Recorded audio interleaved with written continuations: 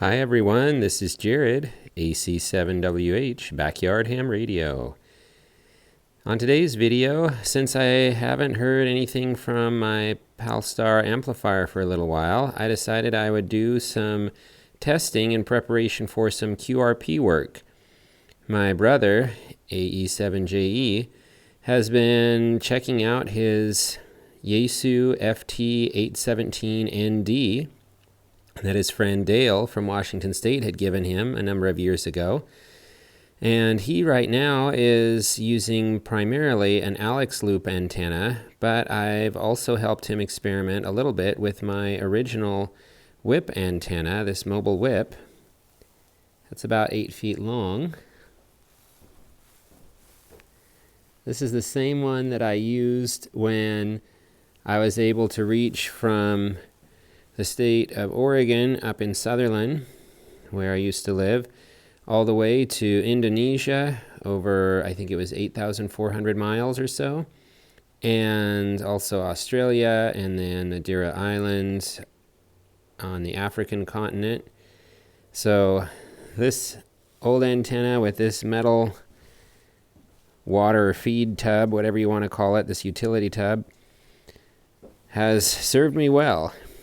Now, I normally do not use it myself, but for the QRP work and to have an alternate to my brother Michael's Alex loop for when he's using his Yaesu 817ND, I figured, hey, you know what? This will be pretty cool to use my antenna analyzer now that I have an antenna analyzer by Rig Expert that I've had here for a few months or so.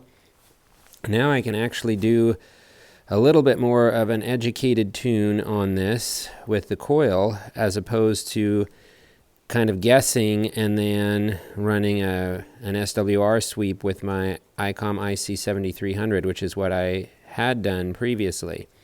Of course, I have my Palstar HF Auto antenna tuner for what I am using, and perhaps my brother will get an antenna tuner sometime. But in the meantime, it was pretty cool to be able to utilize this antenna with some radio communications a little bit for him the other day, and also to do the tuning today. And I basically mapped out how the tuning needed to be for each band.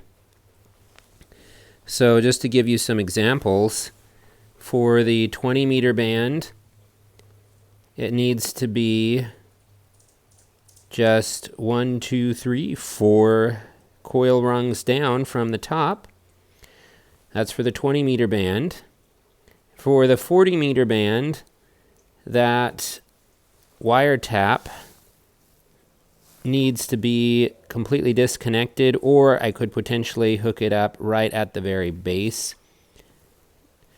But it seemed to be best to have it totally disconnected and bent gently out of the way. Now, for some of the other bands, depending on the frequency, it may need to be up near the top.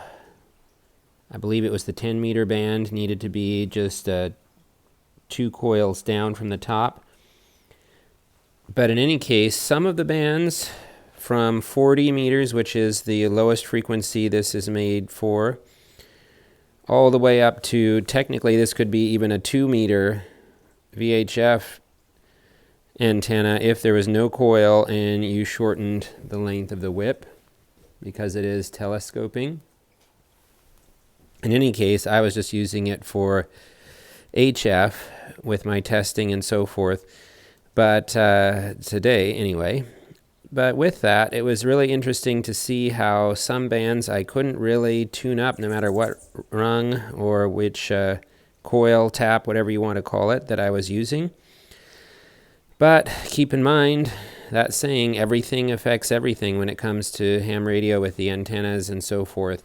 So with everything around here on the deck, it's going to have a lot more metal and all the wiring and so forth that can have an effect, even like that fan up there.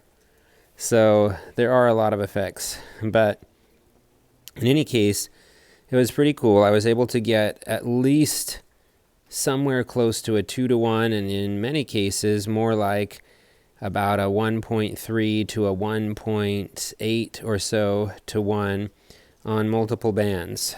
One thing that was cool is when I was at the previous location, on the 20 meter band, I was able to tune it so that it would be at about a 1.0 or a 1.1 to 1 SWR. But this setup here is slightly different. I had it on some metal lawn furniture or patio furniture instead of on the deck raised above the ground. But in any case, that was pretty cool. So I'm hoping to have my brother test out his rig some and see if we can make some contacts with it. He was able to reach several hundred miles away down to Arizona recently with just his Alex loop, so I'm curious to see if he can do something similar with this antenna. I think he was on 20 meters with the Alex loop. All right, now something just kind of fun. On this wet winter day, February 8th, the plants are beginning to think that it is spring. Look at that. So it's been almost like a bit of a drought and warm weather some days, even though here we are February 8th now. But I just wanted to share something fun to kind of brighten up the day. So there is a flower blooming. It thinks it's spring. And incidentally, this is RG58 coax. I would run it in there through the doorway for when my brother would be testing out his rig. But on that note, here's a quick panoramic view. Some of you may have seen this in previous videos, but on this wet, rainy day,